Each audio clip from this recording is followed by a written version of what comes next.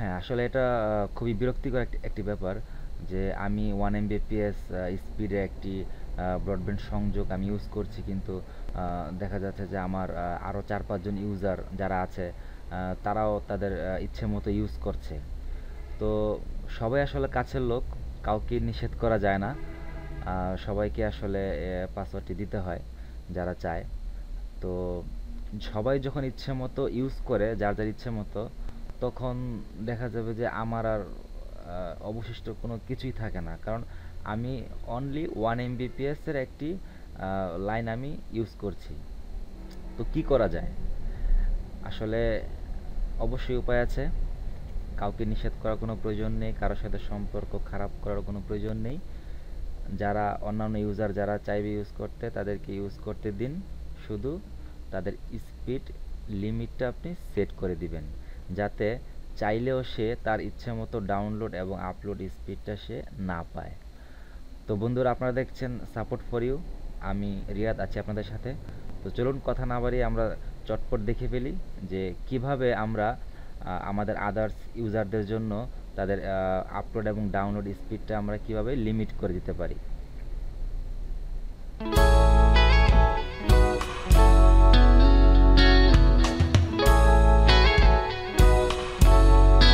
ওকে, তো এটা হচ্ছে আমার টিপি লিঙ্কের হোম পেজ। তো এখান থেকে আমরা প্রথমেই যাব ডিএইচসিপি নামক একটি অপশন আছে, দেখুন বাম দিকে ডিএইচসিপিতে আমরা ক্লিক করব। দেন এখান থেকে ডিএইচসিপি ক্লায়েন্ট লিস্ট। তো এই ক্লায়েন্ট লিস্টে যখন আমরা আসব, তখন এই এখানে দেখুন ছয়টা, অর্থাৎ 6 জন অলরেডি কানেক্টেড আছে। হ্যাঁ, আমার এই ওয়াইফাইটি অলরেডি 6 জন ইউজ করছে। এখন ডান দিকে দেখুন, এই 6টির মধ্যে আপনার এই যে এটা হচ্ছে পার্মানেন্ট, এটা পার্মানেন্ট, এটা পার্মানেন্ট। এটা কি? আসলে এটা হচ্ছে আপনার অ্যাড্রেস রিজার্ভেশন। অর্থাৎ যেমন এই যে এই ম্যাক অ্যাড্রেসটি, অর্থাৎ এই যে প্রথমে 2 নম্বরে যেটি আছে অ্যান্ড্রয়েড। তো এই পার্সনের যে অর্থাৎ এই পার্সনের যেই আপনার কি বলে এটা আইপি অ্যাড্রেস আছে। তো এই আইপি অ্যাড্রেসটি আমি অলরেডি রিজার্ভ করে দিছি, যে এর জন্য শুধু এই আইপি অ্যাড্রেসটি সে ইউজ করতে পারবে, যার কারণে এখানে পার্মানেন্ট শো করছে। এটা কিন্তু মোস্ট ইম্পর্টেন্ট। আপনি যখন স্পিড লিমিট করবেন, তার আগে আপনাকে অবশ্যই তার আইপি অ্যাড্রেস দিয়ে তার অ্যাড্রেসটাকে রিজার্ভ করে দিতে হবে। তা না হলে দেখা যাবে যে আপনি তাকে স্পিড লিমিট করলেন, কিন্তু তার আইপি অ্যাড্রেসটা হঠাৎ করে চেঞ্জ হয়ে গেল, দেন সেই লিমিটেশন কিন্তু কোনো কাজ করবে না। এটা কিন্তু খুবই ইম্পর্ট্যান্ট একটা জিনিস। তো আমি আসলে যে কোনো টিউটোরিয়ালই আমি আসলে খুঁটিনাটি একটু ঘেঁটে ঘেঁটে বলি, অনেকে হয়তোবা বিরক্ত হয়, কিন্তু আসলে আমার কিছু করার নেই, এটা আমার অভ্যাস। তো যাই হোক বন্ধুরা, তো আমরা প্রথমে যার স্পিডটা লিমিট করব, তার তার অ্যাড্রেসটা আগে রিজার্ভ করে দিব। অর্থাৎ ওই পার্সনের জন্য অনলি একটাই আইপি অ্যাড্রেস থাকবে, যে এই আইপি অ্যাড্রেস ছাড়া সে অন্য কোনো আইপি অ্যাড্রেস দিয়ে সে আমার রাউটারে অ্যাক্সেস করতে পারবে না। তো এটা আমরা কিভাবে করব? এখানে দেখুন ডিএইচসিপিতে ক্লিক করার পরে একেবারে নিচে আছে অ্যাড্রেস রিজার্ভেশন। তো এই অ্যাড্রেস রিজার্ভেশনে আমরা যাব। এখানে দেখুন আমি মোট 7টা অ্যাড্রেস রিজার্ভ করে দিয়েছি। অর্থাৎ এগুলো প্রত্যেকটা ফিক্সড আইপি অ্যাড্রেস। যে প্রথমে যে ম্যাক অ্যাড্রেস আছে এটা, এর জন্য এই আইপি অ্যাড্রেসটা, এবং এর জন্য এই আইপি অ্যাড্রেসটা, এমনিভাবে আমি মোট 7টা অ্যাড্রেস রিজার্ভ করে দিছি। আচ্ছা, তো আমি এখন একটা ইউজারের আপনার প্র্যাকটিক্যাল দেখাবো যে কিভাবে স্পিড লিমিট করা যায়, এবং লিমিট করার পরে সে কতটুকু স্পিডে সে তার নেট ব্রাউজিং করতে পারে, আর স্পিড লিমিট না করে দিলে সে কতটুকু স্পিড সে ইউজ করতে পারে। আচ্ছা, তো আমি করব হচ্ছে এটা এটা আমার একটা ডিভাইস, একেবারে লাস্টে যেটা আছে এটা, এবং এটার জন্য আমি এই আইপি অ্যাড্রেসটা রিজার্ভ করে দিয়েছি। আচ্ছা, তো এই রিজার্ভেশনটা আমরা কিভাবে করব? আমরা এই ডিএইচসিপি থেকে যখন অ্যাড্রেস রিজার্ভেশন আসবো, তখন সেখান থেকে আমরা অ্যাড নিউতে ক্লিক করব। Add new. তো অ্যাড নিউতে ক্লিক করার পরে এখানে আমাদের চাচ্ছে দুটা জিনিস, একটা হচ্ছে আপনার ম্যাক অ্যাড্রেস, আর আরেকটা হচ্ছে আপনার রিজার্ভেশন আইপি অ্যাড্রেস। আচ্ছা, এই ম্যাক অ্যাড্রেস এবং এই আইপি অ্যাড্রেস আমরা কিভাবে পাবো? আমরা যখনই ডিএইচসিপিতে ক্লিক করেছিলাম এবং যখন আমরা এই ডিএইচসিপি ক্লায়েন্ট লিস্টে যাব, তখন এখান থেকে আমরা দেখতে পারবো যে সেই ইউজারের ম্যাক অ্যাড্রেস এবং আইপি অ্যাড্রেসটা কী। তো এখান থেকে ইচ্ছা করলে আমরা কপি পেস্ট করতে পারি, কিন্তু এখান থেকে আসলে কপি করে নিয়ে যদি আমি ওখানে পেস্ট করি, প্রথমে একটা, দেন দ্বিতীয়টা যখন আমি অর্থাৎ আমি যখন প্রথমে ম্যাক অ্যাড্রেসটা কপি করে যখন এখানে নিয়ে পেস্ট করব, এই যে এখানে দেন পুনরায় যখন আমি এখানে আবার ব্যাকে আসব, এসে যখন আমি আমার সেই আইপি অ্যাড্রেসটা কপি করে এখানে পেস্ট করব, তখন সেই আগের ম্যাক অ্যাড্রেসটা মুছে যাবে। তো আমরা কি করব তাহলে, আমরা প্রথমে একটি নোটপ্যাড কিংবা একটা এক্সেল শিট তৈরি করব, অর্থাৎ আমার ওয়াইফাইটা যারা যারা ইউজ করবে তাদের একটা লিস্ট আমি তৈরি করে নেব। এভাবে আপনি ইচ্ছা করলে সেটা নোটপ্যাডও করতে পারেন কিংবা কোনো এক্সেল শিটে আপনি সেটা এন্ট্রি করে রাখতে পারেন। এটা ভালো, আসলে স্মার্ট ওয়েতে কাজ করে ভালো। তো এখানে আমি একটা উঠাইছি অলরেডি, এটা আমার একটা ডিভাইস। তো আপনার ইউজার যে কজন আছে ওই কজনের আপনি এখানে আপনার তার নাম লিখতে পারেন, নাম লিখে তার ম্যাক অ্যাড্রেস এবং আইপি অ্যাড্রেসটা এখানে এন্ট্রি করে রাখতে পারেন। আচ্ছা, তো এখন আমরা যাব অ্যাড্রেস রিজার্ভেশনে। আমি অলরেডি এটা অ্যাড্রেসটা রিজার্ভ করে ফেলছি, কিন্তু আমি দেখাচ্ছি কীভাবে করতে হয়। আমি প্রথমে অ্যাড নিউতে যাব, অ্যাড নিউতে যাওয়ার পরে এখানে ম্যাক অ্যাড্রেস আর হচ্ছে আইপি অ্যাড্রেস। আচ্ছা, তো আমি এখান থেকে ম্যাক অ্যাড্রেসটা কপি করে আনি, এখান থেকে ম্যাক অ্যাড্রেসটা কন্ট্রোল-C দিয়ে আমি কপি করলাম এবং এখানে নিয়ে কন্ট্রোল-V দিয়ে আমি এটাকে পেস্ট করে দিলাম, এখানে পেস্ট করে দিলাম। আচ্ছা, দেন আইপি অ্যাড্রেস। তো এখান থেকে আমি আবার আইপি অ্যাড্রেসটা কপি করে এনে এখানে আমি কন্ট্রোল-V দিয়ে আমি এটা পেস্ট করে দিলাম, দিয়ে আমি যখন সেভে ক্লিক করব তখন এটা সেভ হয়ে যাবে। তো এটা আমার অলরেডি সেভ করা আছে, এই যে দেখুন এটা আমার অলরেডি সেভ করা আছে। তো আমি আর সেভ করলাম না। তো রিজার্ভ কমপ্লিট হয়ে যাওয়ার পরে আপনি শিওর হবেন কিভাবে, এই যে একটু আগে দেখালাম, এই যে দেখুন এটা হচ্ছে আমার এই যে এটা হচ্ছে আমার সেই ডিভাইসটি। হ্যাঁ, এটা হচ্ছে আইপি অ্যাড্রেস লাস্টে 103 এবং এটা পার্মানেন্ট, এখানে পার্মানেন্ট শো করবে। যখন এখানে পার্মানেন্ট শো করবে তখন আপনি বুঝতে পারবেন যে আপনার অ্যাড্রেস রিজার্ভেশনটা হয়ে গেছে। আচ্ছা, তো এখানে আরেকটা জিনিস একটু বলতে আমি ভুলে গিয়েছিলাম।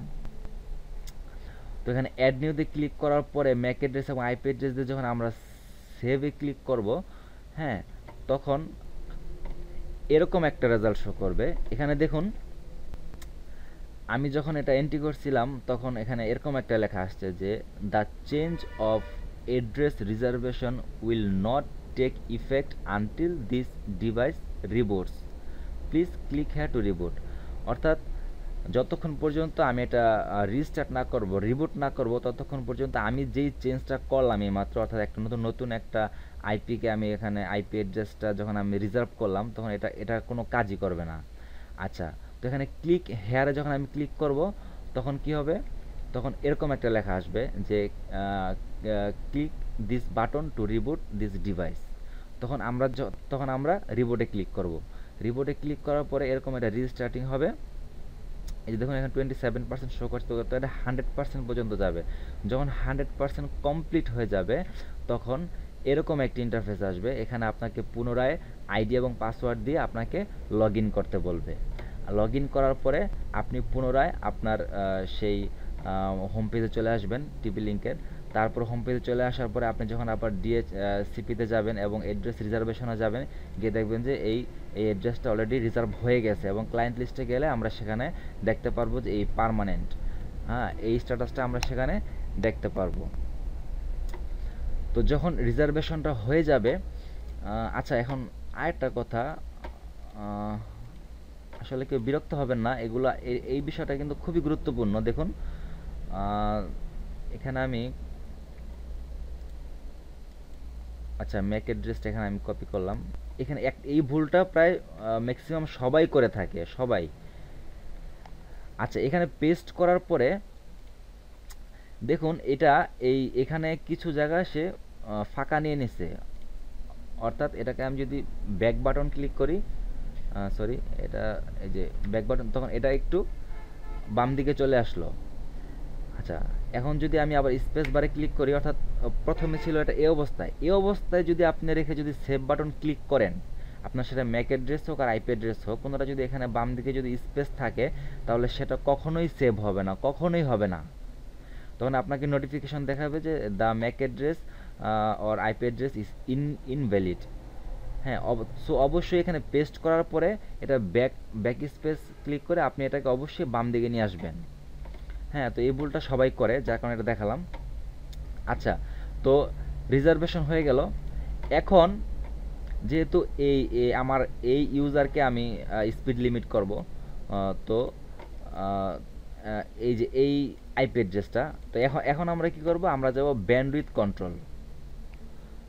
আচ্ছা, ব্যান্ডউইথ কন্ট্রোল, এখানে একটা কাজ আছে। ব্যান্ডউইথ কন্ট্রোলের সেটিংস যদি কারো ঠিক না থাকে এটা ঠিক করে নেবেন। এখানে আপনার প্রথমে আছে আপনার এনেবল ব্যান্ডউইথ কন্ট্রোল, এখানে এটা অবশ্যই আপনার সিলেক্ট করা অবস্থা থাকবে। যদি আনসিলেক্ট থাকে তাহলে অবশ্যই আপনি সিলেক্ট করে দিবেন। আচ্ছা, এখানে হচ্ছে অ্যাগ্রেস ব্যান্ডউইথ এবং ইনগ্রেস ব্যান্ডউইথ। এটা হচ্ছে আপনার অ্যাগ্রেস অর্থাৎ আপনার আপলোডিং, এবং ইনগ্রেস হচ্ছে ডাউনলোডিং স্পিড। তো এখানে বাই ডিফল্ট আপনার অনেক কম থাকে, তো এটাকে আপনি ইনক্রিজ করে দেবেন। যদি আপনি 1 Mbps ইউজ করেন তাহলে আপনি এখানে 10,000 kbps আপনি লিখে দিতে পারেন, এটা কোনো প্রবলেম নেই, বরঞ্চ আপনার স্পিডটা একটু বেশি পাবে, এটা সবাই অবশ্যই লক্ষ্য করবেন। তো এটা দেওয়ার পরে আপনি এখানে সেভ দিয়ে দিবেন। তারপর আমরা কি করব, তারপরে যাওয়া আপনার রুল লিস্ট। এই রুল লিস্টে যাওয়ার পরে এইখানে আমরা আমাদের ইউজারদের স্পিডটা লিমিট করব। দেখুন আমি অলরেডি 3টা আইপি অ্যাড্রেস এখানে এন্ট্রি করা আছে অলরেডি। হ্যাঁ, তবে এখানে অনলি একটাকে আমি এনেবল করে দিয়েছি। এগুলো হচ্ছে গেলে আপনি এনেবল এবং ডিসেবল করতে পারেন। আমি যদি এই দেখুন এনেবল করা আছে, এটা টিক মার্ক দেওয়া আছে, আমি যদি ডিসিলেক্ট করে দিই তাহলে এটা ডিসেবল হয়ে যাবে, অর্থাৎ কোনো কাজই করবে না। আবার যদি আমি এনেবল করে দিই তো তখন এটা কাজ করবে। আচ্ছা, তো এখানে আমি এটা এখানে আমি এন্ট্রি করব কীভাবে, সেম আপনি অ্যাড নিউতে ক্লিক করবেন। অ্যাড নিউতে ক্লিক করার পরে একটু লক্ষ্য করুন, এখানে প্রথমে আছে এনেবল, এটা অবশ্যই এনেবল থাকবে, অর্থাৎ সিলেক্ট করা থাকবে। ডিসিলেক্ট থাকলে আপনি অবশ্যই সিলেক্ট করে দিবেন। তারপর হচ্ছে আপনার আইপি রেঞ্জ। আচ্ছা, আইপি রেঞ্জ এখানে 2টা ঘর আছে, তো প্রথম ঘরটায় আমরা শুধু সিলেক্ট করব, এই ঘরটা ফাঁকা থাকবে। তো এখানে আমরা কি দিব, এখানে আমরা অবশ্যই তার আইপি অ্যাড্রেসটা দিব। এই যে তার আইপি অ্যাড্রেস, এখানে আমি Ctrl+C দিয়ে কপি করে এখানে Ctrl+V দিয়ে আমি এটাকে পেস্ট করে দিলাম। এইখানেও সেম ওই ঘটনাটাই ঘটবে, যে এই দেখুন এইখানে বাম দিকে একটু ফাঁকা আছে, 192 অর্থাৎ 1-এর আগে, এখানে আমি ব্যাক স্পেস দিয়ে এটাকে বাম দিকে, আচ্ছা এটা অলরেডি বাম দিকে আছে, যাই হোক, যদি এখানে কোনো ফাঁকা থাকে তাহলে কিন্তু অবশ্যই আপনি এটা নিবে না, ঠিক আছে, অবশ্যই আপনার এটা খেয়াল রাখতে হবে। তারপর পোর্ট রেঞ্জ এটা খালি থাকবে, এটা কিচ্ছু করা লাগবে না, প্রোটোকল অল থাকবে বাই ডিফল্টভাবে। আচ্ছা, এইখানে হচ্ছে কি আপনার যে মিনিমাম ব্যান্ডউইথ এবং ম্যাক্সিমাম ব্যান্ডউইথ। হ্যাঁ, আমি আবারও বলছি, প্রথমটা হচ্ছে আপলোড এবং দ্বিতীয়টা হচ্ছে আপনার ডাউনলোড। আচ্ছা, প্রথম গড়ে আমরা কিছুই বসাবো না, অর্থাৎ মিনিমাম ব্যান্ডউইথের কোনো সংখ্যা আমরা এখানে দিব না, আমরা শুধু ম্যাক্সিমামটা দিব। তো আমি এই ইউজারের জন্য আমি ম্যাক্সিমাম দিয়ে দিলাম হচ্ছে আপনার আপলোড দিয়ে দিলাম 50 এবং ডাউনলোড দিয়ে দিলাম 50, দেন সেভ। আচ্ছা, দেখুন সেভ করার পরে এই যে দেখুন আগে ছিল 3টা, এখন হচ্ছে 4টা, অর্থাৎ এই যে আইপি অ্যাড্রেস, হ্যাঁ, তো এই আইপি অ্যাড্রেসের যে মালিকটাকে হচ্ছে ম্যাক অ্যাড্রেস হচ্ছে এটা এবং নাম হচ্ছে এটা। তো ওনাকে আমি তার স্পিডটা আমি লিমিট করে দিলাম, আপলোড দিয়ে দিলাম 50 kbps এবং ডাউনলোড দিয়ে দিলাম 50 kbps এবং এটা এনেবল করে দিলাম, অর্থাৎ এখানে সিলেক্ট করা আছে। যদি ডিসিলেক্ট থাকে আপনি অবশ্যই এটাকে সিলেক্ট করে দিবেন। আচ্ছা, তো আমরা এখন লাইভ দেখব যে স্পিড লিমিট করার আগে এবং পরের স্পিডটা কেমন পায় আমার ইউজাররা। তো এটা আমার একটা ডিভাইস, তো আমি এই ডিভাইসটি ওপেন করছি। আচ্ছা, আমি প্রথমে এটা ডিসিলেক্ট করে দিই, দেখুন এটা ডিসিলেক্ট করা আছে। তো এটা হচ্ছে ডিভাইস। আচ্ছা, কি দেখাবো, আমি একটা ইউটিউব থেকে একটা ভিডিও আমি প্লে করছি। এখানে ভলিউমটা আমি অফ করে রাখছি, দেখেন এখন কিন্তু আমি স্পিড লিমিট করিনি, অর্থাৎ সে এখন তার ইচ্ছে মতো স্পিড সে ইউজ করছে। ভিডিওটা সুন্দর মতো চলছে। হ্যাঁ, এই যে দেখুন আমি ভিডিও টানতেছি, হ্যাঁ এটা সুন্দর মতো চলতেছে, কোনো সমস্যা হচ্ছে না, অর্থাৎ সে তার ইচ্ছে মতো স্পিড সে ইউজ করতে পারতেছে। আমি আরেকটা ভিডিও অন করছি, দেখুন, হ্যাঁ, এটাও সুন্দর মতো চলতেছে। আচ্ছা, এবং এটা এখন অফ করে দিলাম, এবং আমি স্পিড লিমিটটাকে এনেবল করে দিলাম এবার। অর্থাৎ এখন সে আর ইচ্ছে মতো স্পিড সে চাইলেও নিতে পারবে না। এখন তার আপলোড স্পিড হচ্ছে 50 এবং ডাউনলোডও 50। আচ্ছা, এবার যদি আমি সেই ডিভাইসটিকে অন করি, হ্যাঁ, আচ্ছা, অন্য একটা ভিডিও আমি এবার এবার প্লে করব। এটা সাপোজ দেখুন, এখন কিন্তু এই ভিডিওটা সাথে সাথে চালু হচ্ছে না, এটা লোডিং হচ্ছে। অর্থাৎ সে এখন 50 কেবিপিএসের উপরে সে যেতে পারছে না। হ্যাঁ, এই যে দেখুন, an error occurred, tap to retry. অর্থাৎ সে ঠিকমতো লোডিং নিতে পারতেছে না। এই যে দেখুন, আসবে হয়তোবা একটু দেরি করে আসবে আর কি, কারণ ওই যে আমি স্পিড লিমিট করে দিছি। ওপেন করছি, এটা সাপোজ দেখুন, এটা কিন্তু এখন সাথে সাথে ওপেন হয়ে গেল। অর্থাৎ এখন আবার সে তার নিজের ইচ্ছে মতো কেবিপিএস সে ইউজ করতে পারছে। হ্যাঁ,